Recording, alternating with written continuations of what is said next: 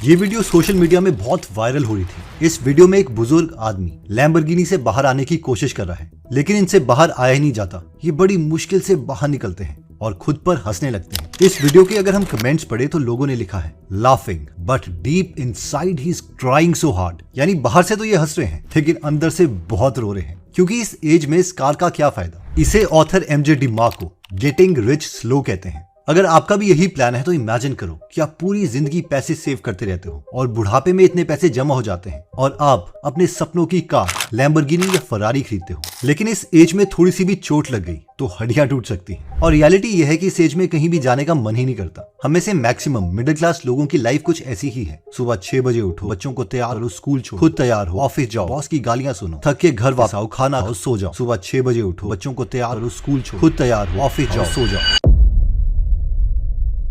पर सवाल यह है कि जो लोग इतनी यंग एज में अमीर बनते हैं वो कर क्या रहे हैं। एलेक्स का एक जिम था जहां पर बहुत ही कम लोग आते थे, लेकिन उसने देखा कि उसके जिम से कुछ दूर एक उसके फ्रेंड का जिम है जो पूरा का पूरा भरा रहता है। एलेक्स को लगा कि यार ये तो कुछ मुझसे डिफरेंट कर ही रहा है, वरना इसका जिम तो एग्जैक्टली मेरी ही तरह है और मैं भी उतना ही अच्छा ट्रेनर हूँ जितना ये है। एलेक्स ने देखा कि उसका फ्रेंड फ्लायर्स को यूज करके एडवर्टाइजिंग कर रहा है, जिससे होता यह था कि लोग उस कागज में एडवर्टाइजमेंट को पढ़ते थे और उसके फ्रेंड के जिम को ज्वाइन कर लेते थे। एलेक्स ने सोचा कि वो भी स्ट्रैटेजी को कॉपी करेगा। उसने अगले ही दिन अपने जिम की एडवर्टाइजमेंट के लिए 300 फ्लायर्स छपवा लिए और उन्हें लोगों को देने लग गया और कई लोगों की गाड़ियों के ऊपर चिपका दिया। अगले दिन वो वेट कर रहा था कि कितने लोग उसका जिम ज्वाइन करने आएंगे। आप बताइए कि कितने लोग आए होंगे उसका जिम ज्वाइन करने के लिए। उसके जिम में 0 लोग हैं। यस, 0। एलेक्स खुद परेशान हो गया और वो अपने फ्रेंड के पास ही चला गया और कहा कि तू जिस तरीके से एग्जैक्टली मार्केट करता है मैं भी तो वैसे ही कर रहा हूँ, लेकिन मेरे जिम में कोई भी नहीं आया। इस पर उसके फ्रेंड ने उससे पूछा ऐसा कैसे हो सकता है, तूने कितने फ्लायर्स बांटे अभी तक। एलेक्स ने कहा पूरे 300। इस पर उसका फ्रेंड जोर जोर से हंसा। 300? अरे मैं हर रोज 5000 फ्लायर्स बांटता हूँ। इन शॉर्ट हमें से मैक्सिमम लोग हमेशा वो मैजिक फॉर्मूला ढूंढते रहते हैं जिससे जादू हो जाएगा और हम काम को आधे अधूरे मन से करते हैं। 2024 में ऐसी कोई भी ट्रिक या मैजिक फॉर्मूला नहीं है जो किसी और को पता है लेकिन हमें नहीं पता। तो जो मैजिक फॉर्मूला है वो यही है कि हम पूरे मन से एक ही काम पर 100% एनर्जी दें। जब हम क्विट कर रहे होंगे तो बाकी इंसान काम कर रहे होंगे। अमन गोयल, जिनके साथ मैंने अपने पर्सनल चैनल में पॉडकास्ट किया, उन्हें स्टेट बैंक ऑफ इंडिया ने एक चैटबॉट बनाने को दिया था, लेकिन जब 1 महीने के बाद वो चैटबॉट बना के वहां पर गए तब SBI के ऑफिशियल उन्हें भूल गए थे और कहा कि आप कौन हो।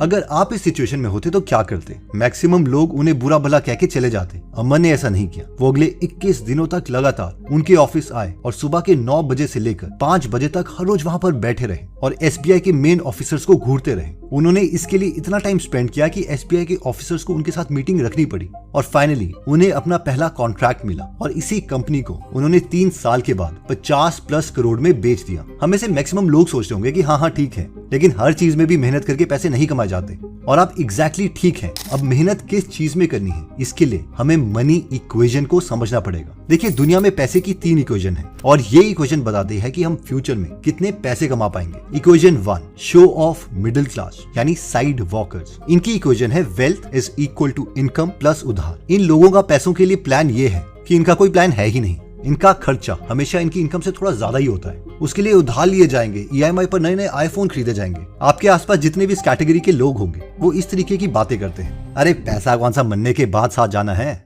अभी जी लो, कल का क्या पता। भाई मैं तो आज के लिए जीता हूँ। नेक्स्ट आता है इक्वेशन 2 और 3 यानी सेविंग मिडिल क्लास वालों की इक्वेशन और एस्पायरिंग रिच मिडिल क्लास लोगों की इक्वेशन। इन दोनों इक्वेशन को हम एक स्टोरी की फॉर्म में समझते हैं। एक इजिप्शियन राजा ने अपने 2 भतीजों को बुलाया। इन दोनों भतीजों का नाम अजर और तारिक था। इन दोनों भाइयों को बुलाकर उसने कहा कि मेरा कोई बेटा नहीं है, इसलिए तुम में से ही एक मेरी कुर्सी संभालेगा और राजा बनेगा। अब मुझे ये डिसाइड करना है कि राजा मैं किसे बनाऊं, इसलिए तुम दोनों के लिए एक टेस्ट है। मैं चाहता हूँ कि इजिप्ट के ग्रेट पिरामिड की तरह तुम दोनों अकेले ही एक पिरामिड बनाओ। इसके लिए मैं तुम्हें 5 साल का टाइम देता हूँ। 5 साल बाद मैं तुम दोनों से मिलूंगा और जिसका पिरामिड उस वक्त सबसे बड़ा होगा उसे मैं राजा बनाऊंगा। उस वक्त दोनों अजर और तारिक 18 साल के थे। दोनों खुश हुए और राजा के दरबार से बाहर आ गए। अजर ने उसी वक्त बिना टाइम वेस्ट किए काम करना स्टार्ट कर दिया। कुछ महीनों के बाद उसने बड़े बड़े पत्थर इकट्ठे करके पिरामिड का बेस बना लिया। पत्थर बहुत भारी थे और अजर बहुत मेहनत कर रहा था और उसकी मेहनत को देख के गाँव के लोगों ने उसकी बहुत तारीफ करी। अपने पिरामिड का बेस तैयार करके अजर तारिक के प्लॉट को देखने के लिए गया कि उसने कितना बड़ा पिरामिड अभी तक बना लिया है। लेकिन तारिक का प्लॉट एकदम खाली था। ये देखकर वो एकदम हैरान हो गया। उसे अपने भाई की चिंता होने लगी। उसे लग रहा था कि तारिक बिल्कुल भी काम नहीं कर रहा है। अजर तारिक के पास गया और कहा कि तू बेवकूफ है क्या, तू काम कर क्यों नहीं रहा, तुझे पता है ना कि 5 साल के बाद अगर उस राजा ने देखा कि तूने बिल्कुल भी काम नहीं किया है तो इस बात को वो अपनी बेइज्जती समझेगा और तुझे मरवा देगा। वहां पर तारिक मशीन पर काम कर रहा था जो कुछ ऐसी लग रही थी कि किसी इंसान को मारने के लिए बनाई जा रही हो। उस मशीन को देखकर अजहर बोला, और ये किस बेवकूफ चीज पर तू काम कर रहा है? इस पर तारिक बोला, अरे इसी से तो मैं पिरामिड बनाऊंगा। तू सच में बेवकूफ है, मैं यहाँ से जा रहा हूँ। लगता है तूने अपनी किस्मत में मौत ही चुनी है, क्योंकि वो राजा तुझे छोड़ेगा नहीं। अजहर ने पिरामिड का दूसरा माला बनाने के लिए इजिप्ट का सबसे स्ट्रॉन्ग आदमी लिया, बीनू, और उसकी मदद से उन दोनों ने एक और माला तैयार कर दिया। पहले माले के लिए उनको 4 महीने लगे थे और दूसरे के लिए 10 और महीने। तीसरा माला जब अजहर बनाने लगा तो वो दुखी हो गया, क्योंकि बीनू की मदद से भी उसे एक पत्थर लगाने में 1 महीने के करीब लग रहा था। अजहर को पता चल गया था कि इस हिसाब से तो उसे पिरामिड बनाने में 30 साल लग जाएंगे। लेकिन तभी उसने देखा कि काफी लोगों के चिल्लाने की आवाज आ रही है। जब वो देखने गया कि लोग इतने खुश क्यों हो रहे हैं तो वो हैरान रह गया। तारिक मशीन में बैठकर पत्थर लगा रहा था। हर एक पत्थर वो उस मशीन की मदद से इतनी आसानी से लगा रहा था कि जैसे वो पत्थर नहीं बल्कि एक गत्ते का बॉक्स हो। एक ही महीने में तारिक ने अजहर जितना पिरामिड बना दिया और अगले 2 महीने में उसने पूरा पिरामिड तैयार कर दिया। अजहर को अपनी आंखों पर विश्वास नहीं हो रहा था। उसने अपनी और बीनू की डाइट और एक्सरसाइज में बहुत पैसे खर्चे थे ताकि वो दोनों मिलकर अपनी मसल पावर से पत्थर उठा सके। एनीवेज, जब इजिप्ट का राजा दोनों के पिरामिड देखने आया तो वो तारिक से बहुत खुश हुआ और उसे राजा बना दिया। और सिर्फ मेहनत के दम पर कभी भी अजहर उस पिरामिड को तैयार नहीं कर पाया। अब ये एक फिक्शनल स्टोरी है, लेकिन इसमें स्लो लेनर और फास्ट लेनर के बीच का मेन डिफरेंस है। जो सेविंग मिडिल क्लास है यानी स्लो लेनर्स हैं, उनकी इक्वेशन है wealth is equal to salary plus investment. Slow laner को यह बताया गया होता है कि देखो, अगर तुम 1 पैसे से स्टार्ट करते हो, I mean 1 रुपया भी नहीं बल्कि उसका 100वां हिस्सा, यानी 1 पैसे से स्टार्ट करो और हर रोज उसे डबल करते जाओ, तो 30वें दिन तुम्हारे पास 53,68,709 रुपए और 12 पैसे होंगे। क्योंकि पहले दिन 1 पैसा, दूसरे दिन 2 पैसा, तीसरे दिन 4 पैसा, 8वें दिन 1 रुपया और 28 पैसा एंड सो ऑन। और ये कैलकुलेशन एकदम ठीक है क्योंकि ये पावर ऑफ कंपाउंडिंग है। लेकिन ऑथर कहते हैं ठीक है, एक दिन में तो हम पैसे डबल नहीं कर सकते और वैसे तो 1 साल में भी नहीं कर सकते, लेकिन इस कॉन्सेप्ट को समझने के लिए हम ये मान लेते हैं कि 21 साल से हम पैसे को डबल कर रहे हैं और इस हिसाब से जब हम 50 साल के होंगे तो हमारे पास करीबन 53 लाख रुपए होंगे और तब तक हम उस लैम्बोर्गिनी वाले बूढ़े इंसान की तरह होंगे जो खुद पर ही हंस रहा होगा। तो क्यों ना हम कोई ऐसा तरीका निकालें जिससे शुरू के 30 सालों को बाईपास किया जा सके और सीधा इस 50 साल वाले अमाउंट से स्टार्ट करें या उससे ज्यादा वाले अमाउंट से। और यही कॉन्सेप्ट फास्ट लेन वाला कॉन्सेप्ट है जो कहता है कि जल्दी वेल्थ बनाना पॉसिबल है, क्योंकि एमजे डिमार्को जो कि अनस्क्रिप्टेड और फास्ट लेन मिलियनर के ऑथर हैं, उन्होंने खुद ये वेल्थ बनाई थी 6-7 सालों में। और इसे समझने के लिए हमें फास्ट लेन की 2 इक्वेशन को समझना पड़ेगा। पहले हम इस इक्वेशन को समझते हैं, net profit is equal to unit sold into unit profit. For example, अगर आपकी वेबसाइट में रोज 12,000 लोग आ रहे हैं और 1% लोग आपसे कोई सामान खरीदते हैं, तो 1% ऑफ 12,000 हुआ 120 लोग। और लेट्स से एक प्रोडक्ट को सेल करने के लिए आप 100 रुपए का प्रॉफिट कमाते हैं, तो आपका रोज का प्रॉफिट हो गया 12,000 रुपए। अब अमीर लोग बहुत अच्छे से अपने प्रॉफिट इंक्रीज कर सकते हैं। फॉर एग्जाम्पल, एक बार ऑथर ने अपनी वेबसाइट के प्लान स्क्रीन में अपने हैप्पी कस्टमर के रिव्यूज डाल दिए, यानी जो लोग इनके प्रोडक्ट से खुश थे, जिनसे इनकी कन्वर्जन 1% के बजाय 1.5% हो गई। यानी अगर पहले 1% के हिसाब से 12,000 लोगों में से 120 लोग इनसे प्रोडक्ट ले रहे थे, तो 1.5% ऑफ 12,000 हुआ 180 लोग, यानी दिन के 18,000 रुपए। जिसका मतलब है कि 18,000 minus 12,000 which is equal to 6,000 rupees ये एक्स्ट्रा कमाने लग गए बिना किसी एफर्ट के। और ये चीज स्लो लेन में पॉसिबल नहीं है, यानी कि कोई भी सैलरी में इंक्रीमेंट वैल्यू पर डे हमें 6,000 रुपए तक एक्स्ट्रा दे पाए। फास्ट लेन की दूसरी इक्वेशन है asset value is equal to net profit into industry multiple. इसे हम एक एग्जांपल से समझते हैं। लेट्स से कि अगर आपकी कंपनी साल का 1 करोड़ का प्रॉफिट कमा रही है, तो उस पूरे बिजनेस को हम 3 से 14 करोड़ रुपए के बीच में बेच सकते हैं।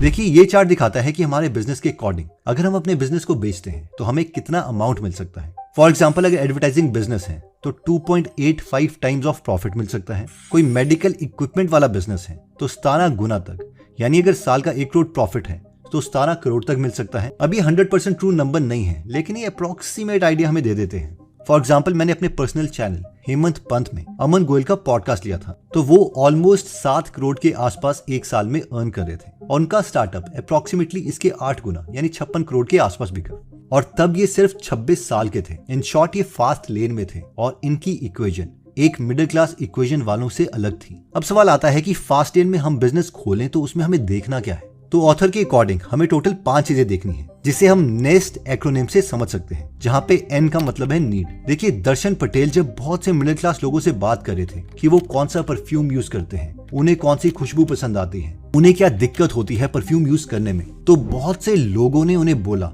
कि परफ्यूम बहुत जल्दी खत्म हो जाता है। और दर्शन पटेल सर को कस्टमर की एक बहुत स्ट्रॉन्ग नीड का पता चला कि खुशबू से ज्यादा उन्हें ये चाहिए कि परफ्यूम ज्यादा दिनों तक चले। सिर्फ इस नीड के बेसिस पर उन्होंने अपना मार्केटिंग एंगल चेंज कर दिया, जिसमें उन्होंने कहा कि फॉग ज्यादा चलता है। इस एड में भी हम देख सकते हैं कि वो ये दिखाते हैं कि सब उड़ गया, बस आपका परफ्यूम रह गया। अब जो हम एड देखते हैं कि भाई क्या चल रहा है, फॉग चल रहा है, तो ये एड उन्होंने बहुत बाद में स्टार्ट करी थी, वो भी ब्रांड रिकॉल करवाने के लिए। और ये हुआ था जब ब्रांड इस्टेब्लिश हो चुका था, और ब्रांड इस्टेब्लिश हुआ था ये बताकर कि फॉग ज्यादा दिनों तक चलता है, ये बिना गैस वाला परफ्यूम। और इस स्ट्रैटेजी की वजह से जो फॉरेन का ब्रांड था एक्स, उसे इंडिया छोड़ के जाना पड़ा, क्योंकि मेजॉरिटी मार्केट शेयर फॉग के पास आ गया। नेक्स्ट में ई आता है एंट्री। ये पॉइंट कहता है कि हमारे बिजनेस में कुछ तो कॉम्पिटिटिव एडवांटेज होनी चाहिए। उसे कॉपी करना इतना भी आसान नहीं होना चाहिए कि फेसबुक में 1000 रुपए की एड लगाई और आपका टी शर्ट का बिजनेस स्टार्ट हो गया।